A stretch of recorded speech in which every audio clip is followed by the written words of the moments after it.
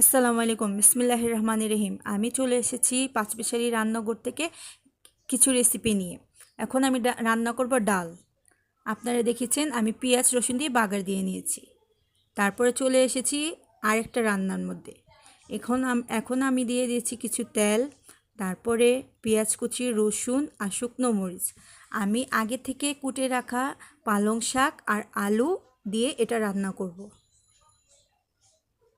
এখন আমি পেঁয়াজটাকে ভেজে নিব। নাড়াচাড়া দিয়ে পেঁয়াজটাকে লাল করব।